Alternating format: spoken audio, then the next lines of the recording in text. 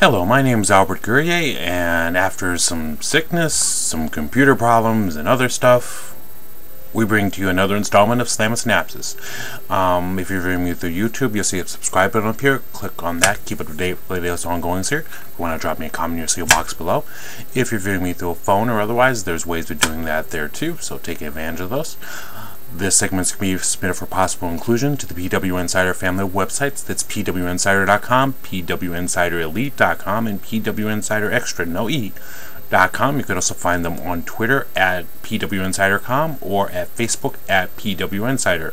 Like I said, the Elite site is a great site to go to. Lots of great audio, lots of great video, lots of great interviews to be had. So, by all means, check them out. Take advantage of it. Like I said before, in opening the segment, I had a bit of a flu thing going on, so if doing a segment, you would probably hear me go a lot.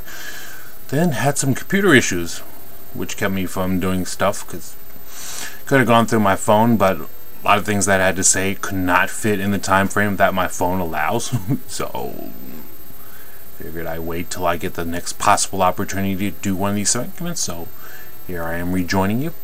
A lot of things to go into, so without any further ado, we're going to get into it. This was something that I was going to discuss about a week or so ago, and hopefully it's still relevant. Hopefully anything that I say is relevant, so here goes. If you remember seeing promos for steel cage matches, and I know I did a segment previously with regards to that, so check it out, it's titled Steel Cage. You would see like Hogan, I believe it was Hogan or someone else, where they're standing behind the cage and they have a tomato and they're rubbing across the cage to show you the brutality of what the cage will do. So that it gives you the impression that this is a brutal match. That if that could do that to a tomato, imagine what it's going to do to your head. Starrcade 86, Night of the Skywalkers, the Road Warriors do this promo on top of scaffold. And they have pumpkins, of which they have the names of the Midnight Express and Jim Cornette on them. And what they do is they take the pumpkins and they throw them off the scaffold, so that they fall far below and shatter on the ground. Very, very good way to prove a point. You're falling off a scaffold, your head hits the ground, splat, that's it. It's over. But once again, it showed you the brutality of the match. Flash forward to this year. Elimination Chamber, often pushed as one of the most brutal, most demonic devices known to mankind, where anything could happen in it. And we're pushing it the week before with 6 people standing behind a podium, being really stupid, trying to get the event over. And for what? Really? It's like, what have you done to show that the Elimination Chamber is a match that anyone would want to see after something like that? From Steel Cage, which showing you how brutal it is with the tomato, to pumpkins being dropped off a scaffold to show you the effects of doing such. And they decide to push the Elimination Chamber as 6 guys behind a podium acting stupid and being funny, trying to be comedic there. Why would I want to buy a pay-per-view after that? Why would I want to buy a pay-per-view that has been pushed as the most devastating event of all time to now just being a sideshow? Just to be a comedy act, just to be an afterthought. Why would I? Myself, where I normally go out to watch pay-per-views at a blast area, but had some serious issues and wound up having to stay home, which I didn't mind you. But normally I would have had an inkling or some kind of possibility of ordering it, but this one I didn't. I really didn't feel the need to.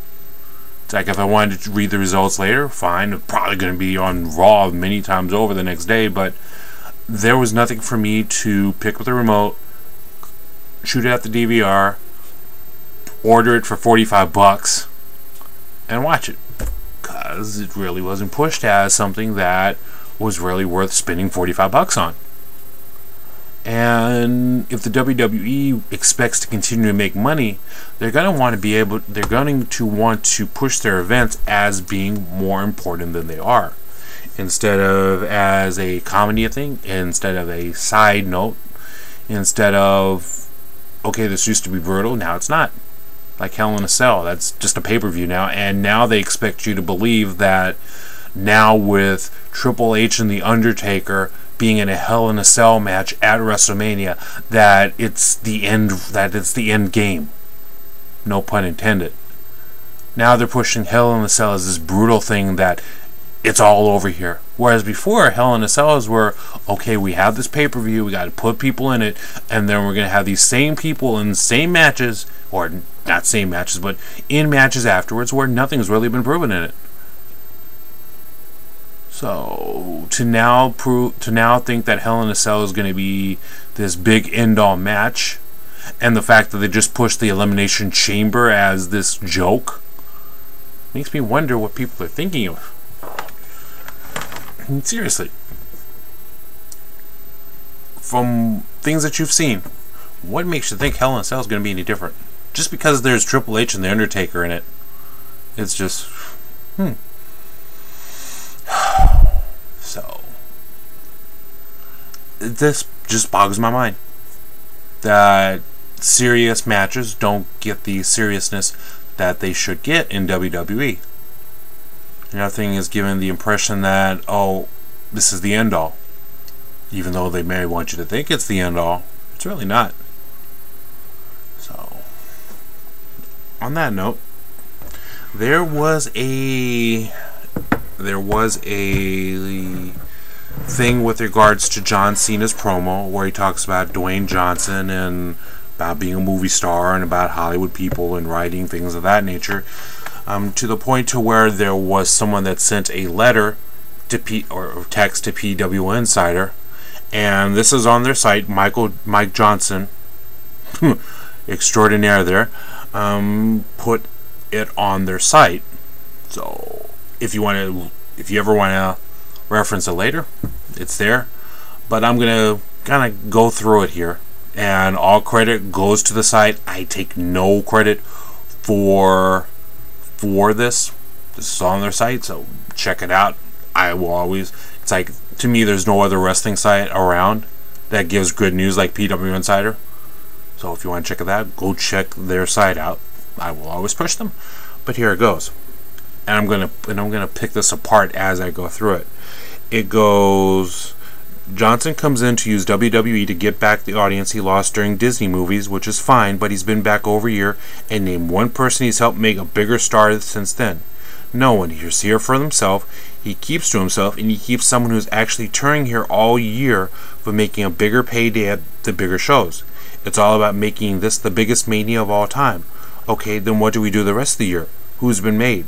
You think he took any blame for Survivor Series not drawing? Of course not. How do you feud with a guy in the Titantron? This year Survivor Series did more buys than the year before, so Rock did bring some buys to it under The Rock's name, but in terms of the Survivor Series, you could blame WWE Creative for that. It's not. Dwayne Johnson has nothing to do with any failures that the Survivor Series may have, because if you look at how it was booked, I mean, everyone knew that it was going to be The Rock and John Cena teaming up. It was even in the promos prior to the event. But somehow they pushed it as a John Cena's making this decision on Raw one day. It's almost equivalent to WCW, where they ran one of their event centers back when they did them, pushing the next event, and they wound up running the control center before the Clash. I think this was like before a Clash of the Champions. They ran a control center before a Clash of the Champions even took place, mentioning what happened at the Clash of the Champions. Like, based on what happened at this event, Sting will be or this person will be taking on the World Heavyweight Champion, or whoever. It was just amazing that they did the taping so far in advance that they put the segment on way too soon that it gave away the entire pay-per-view or entire Clash thing, or even Sting had to comment that, oh, someone's playing mind games on us. But they didn't do that here. I mean, Sting did a great job of covering it up, but here, everyone knew John Cena, The Rock, tagging up at the Survivor Series, but it just became, oh, it's a John Cena choice. So yeah, if you want to blame any failures of the Survivor Series, that's WWE creative. Nothing to do with Dwayne Johnson at all. So if you're trying to push this as a failure on Dwayne Johnson, not happening. Because it's not his fault that the pay-per-view didn't go anywhere. And basically, when you think about it, why hasn't this been said about Jericho? Why has this not been said about Jericho? Jericho fulfilled his contractual obligations. He went off to do Fozzy for quite a bit of time. He came back, did his stretch, did his contractual obligations, went away for a stretch of the time to go do his Fozzy stuff, and then came back. The Rock, Dwayne Johnson, continues to put wrestling at the forefront no matter what he does. Even though he doesn't show up on the shows, if he's not there on a regular basis, he still comes back from time to time, makes appearances. So for anyone to say that he just comes in to get people that he lost, he's always been there. He's always been there. It may not be like on month stretches, but he will come back from time to time. He will put wrestling over. If you look at segments that he does, it comes up, he'll go into it. He's not ashamed of talking about it. So for people to say, oh, he's just coming back to lose people, to gain people that he lost to Disney movies, you're a fool.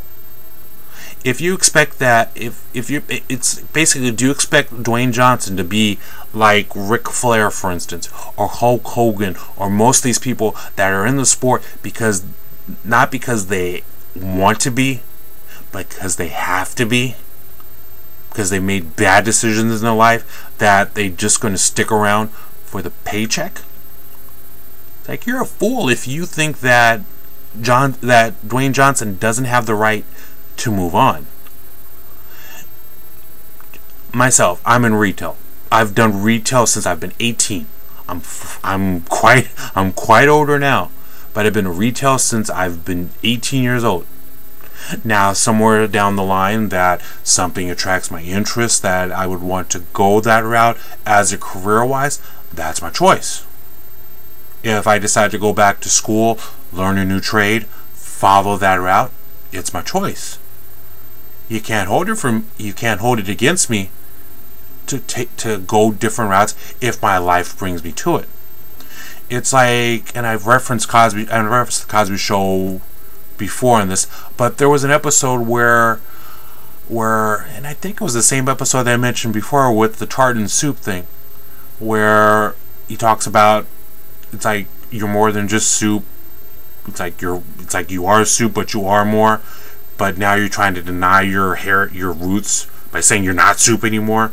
Well, later on, it's like he gets a job offer, and he decides to accept it, and he goes back, and one of the kids there just kind of like holds it against him that he dares to want to seek something better for himself. That he dares to want to choose a path that will bring him to his career goal. For anyone to hold anything against Dwayne Johnson because he decided to go beyond wrestling and go into acting and be successful at it, to go beyond what he's been doing for quite a while, to choose something that he loves to do, you're a fool. You look at people like Dave Bautista. He's moved on. He does stuff. He's doing other stuff. He's moved on. Chris Jericho, even though he's come back, he moved on. People in your life, they work, they do stuff, they find a new path, they move on. So for anyone to hold this against Dwayne Johnson, like I said, you're a fool.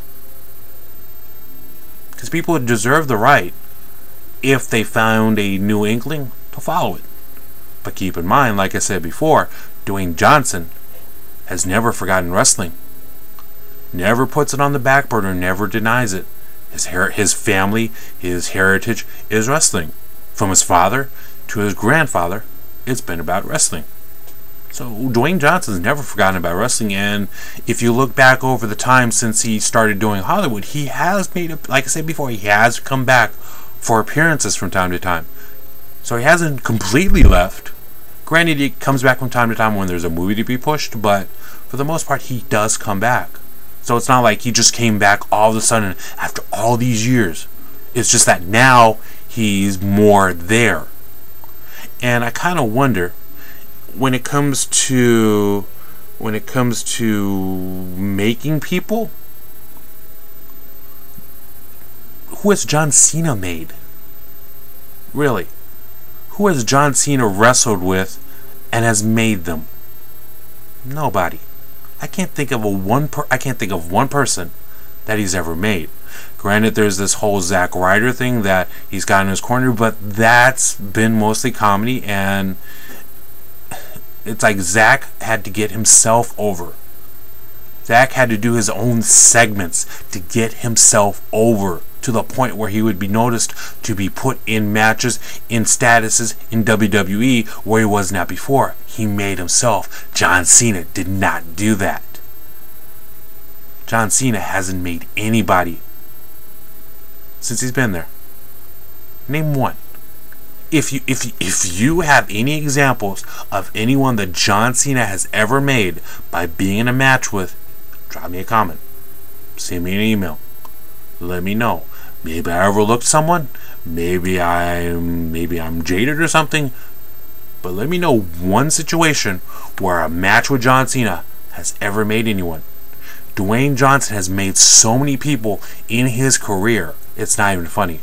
Mick Foley, Shane Helms, Stone Cold Steve Austin. I could name quite a few people that after a match with Dwayne Johnson, that person went on to a better status. Dwayne Johnson has made quite a few people in his career. Can't say the same for John Cena. Like I said, if you want to blame anyone for no one getting made in the time that Dwayne Johnson's there, it's not Dwayne. It's your creative team. You look at situations with Kofi Kingston. He's getting this very serious push where he's beating up a race car with Randy Orton's picture on it, and Randy Orton's getting pissed off, and they have a match, and it's like you expect this to be Kofi Kingston's ascent into the next level, but it's not. It's like it happens, he gets pushed on the thing. It's like so many people, you get the impression that they're getting behind them, but they undercut them again. You bring them up, you undercut them. You bring them up, they undercut them. You bring them up one more time, you undercut them. It's like it's like back in the Attitude Era. It's been basically, there's been a lot of people that you could put into positions where they were important.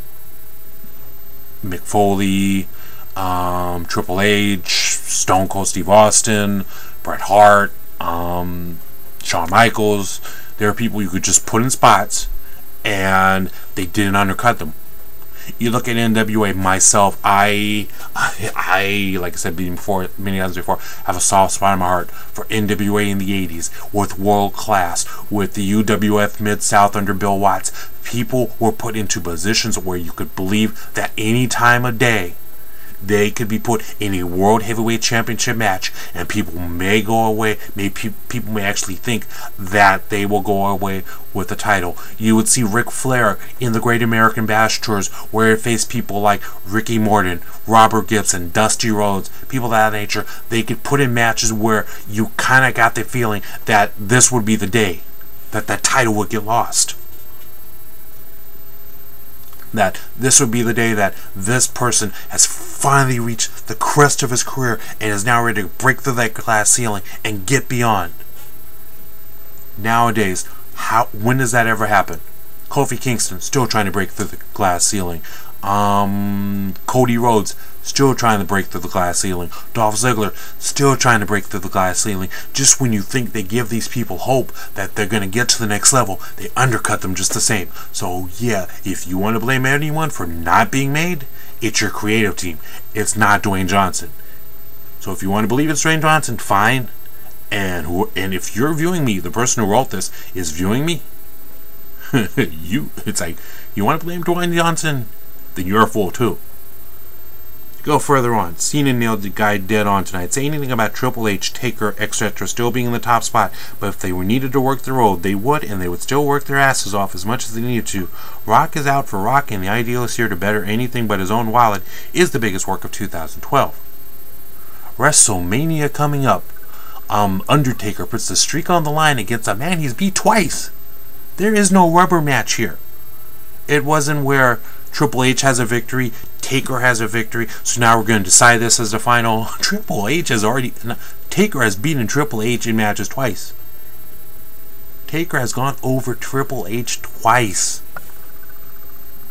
So, if Taker, like in this particular instance, why isn't Taker taking on someone else and helping them get the rub?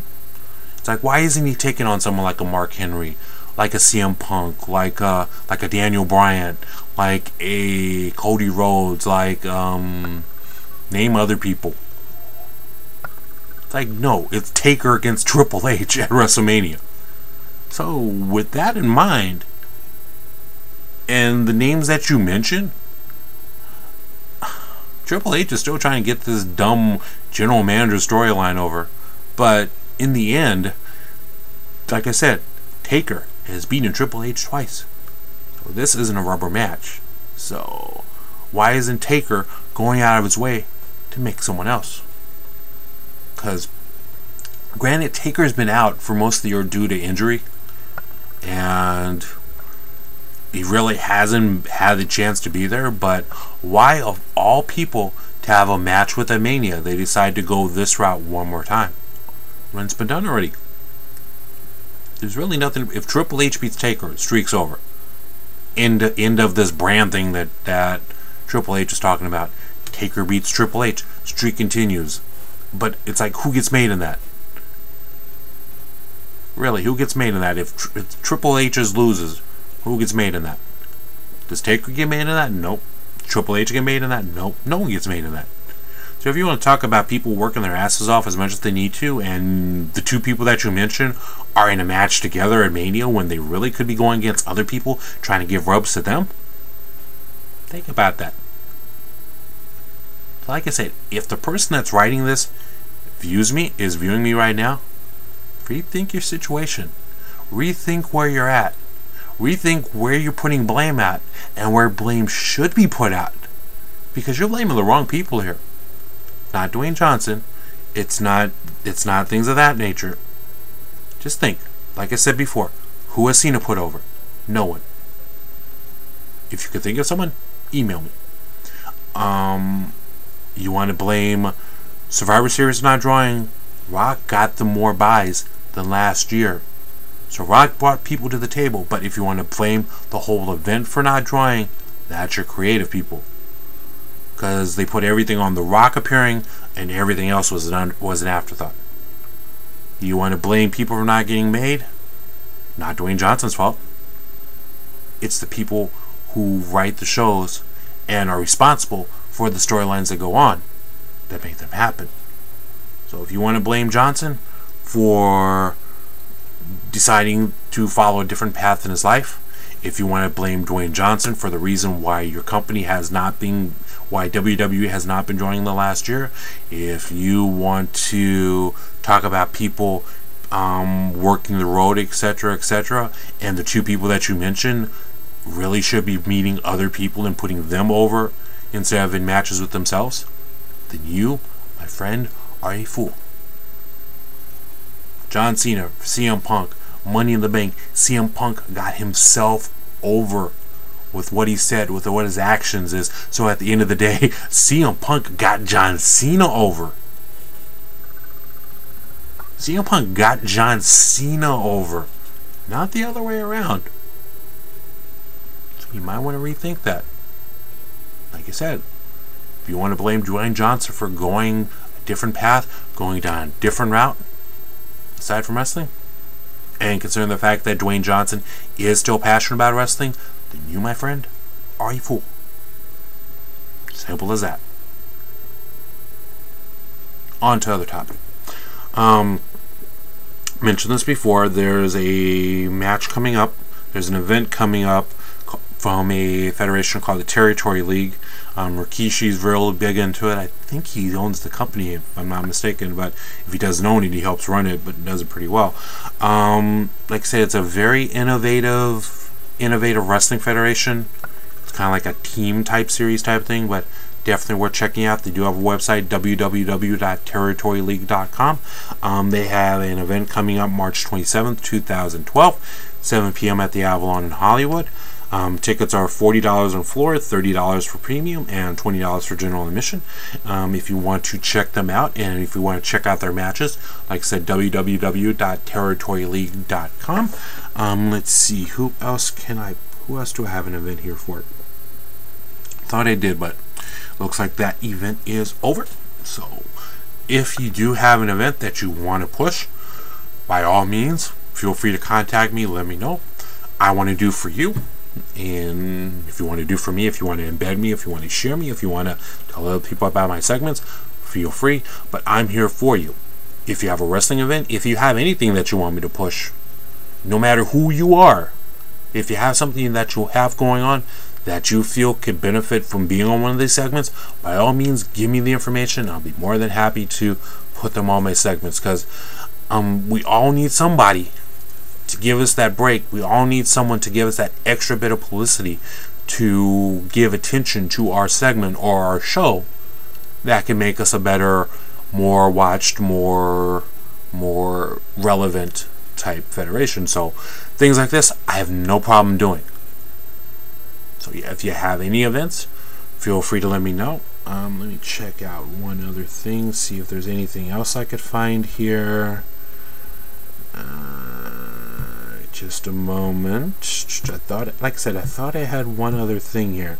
I think it might have just been an event type thing. Not an event type thing, but just a promotional thing.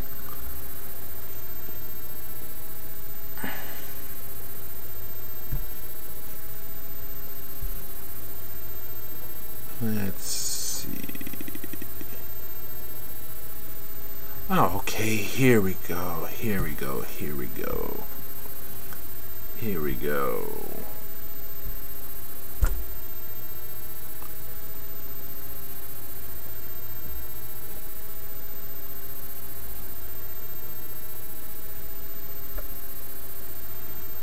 Okay, here we go. Now I found it.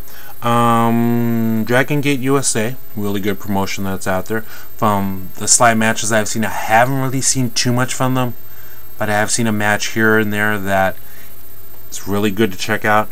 They have a series of matches coming up from March 29th to March 31st. The first one is going to be happening in Hollywood, Florida, at the German American Society Clubhouse. Just to give you a little brief overview, because I want to be sure to touch on every one of them. Main event of that match is a three-way elimination match where Chuck Taylor, Rich Swann, and Johnny Gargano go against the team of Kiro Tosawa, BXB Hulk, and Ohio Nation, and the team of Sami Callihan, Eric Canyon, and Pinky Sanchez. So that's March 29th. Let's see, and I am relying heavily on notes here. March 30th, open the Ultimate Gate 2012. You will see people like Pac take on Loki, other great matches as well.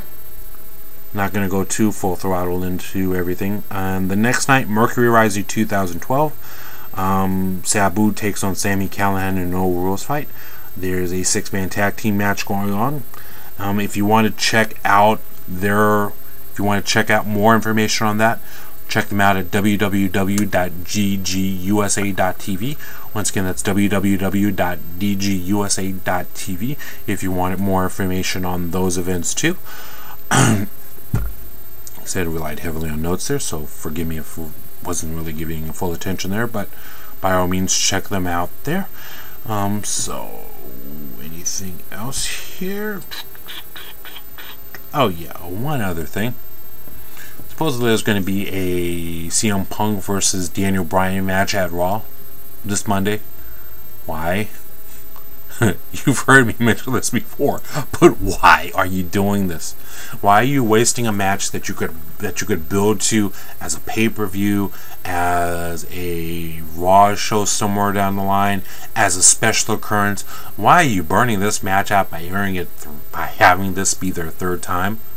Considering the fact that CM Punk is feuding with Jericho and Daniel Bryan is feuding with Sheamus for the title at WrestleMania, what's really going to be proved here? I mean, this is going to be another event where Sheamus comes down and interferes, or Jericho comes down and interferes, or it's this lame dusty finish, or this lame dusty finishes aren't that bad, mind you, but some of them just needs a little bit of work. But it's like, what is there to prove by having this match as a third time where it's champion versus champion between people that you really should push towards the main event and get some money out of? What's going to be proved with this? Really, what's going to be proved with this? Now, they say this is why I keep my hair short. This is one of the reasons why I keep my hair short, because it keeps me from pulling it out.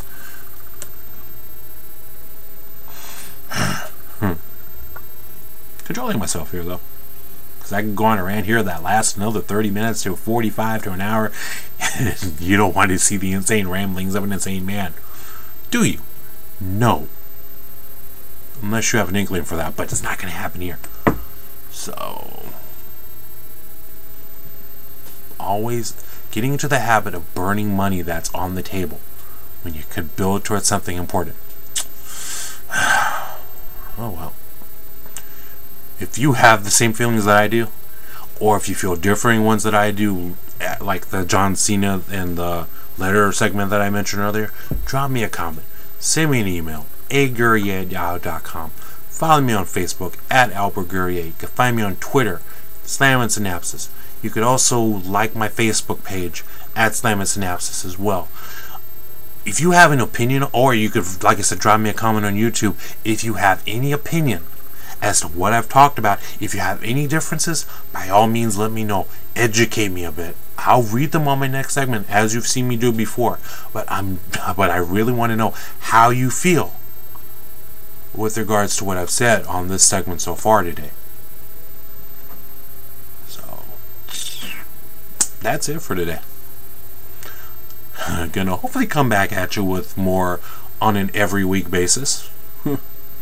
Hopefully I could hold things off for a while. So I do want to apologize for it being a while since doing my last segment, but I hope you forgive me with that. So, for Albert Gurrier, this is Slammin Synapses, saying so long from ringside. Goodbye, everyone, and have a good night. Till later.